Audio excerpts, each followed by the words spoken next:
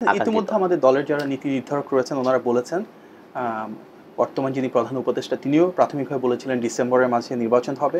পরবর্তীতে উনি হয়তো বলেছেন জুন পর্যন্ত লাগতে পারে। আমাদের দলের অবস্থান এক্ষেত্রে সুস্পষ্ট। আমরা চাই জনগণের যে আকাঙ্ক্ষা এই বছরের ভেতরেই যেন ইনশাল্লাহ নির্বাচনটা অনুষ্ঠিত হয়।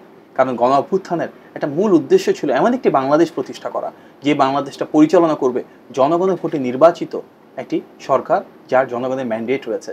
সুতরাং যত দ্রুত আমরা সেদিকে যেতে পারবো ততই দেশের জন্য মঙ্গল হবে, দেশের মানুষের আকাঙ্ক্ষার প্রতিফলন করবে এবং স্বাভাবিকভাবেই তার আগ পর্যন্ত অন্তর্বর্তী সরকারের যে রেগুলার রুটিন ওয়ার্কগুলো আছেন সেগুলো ওনারা করবেন।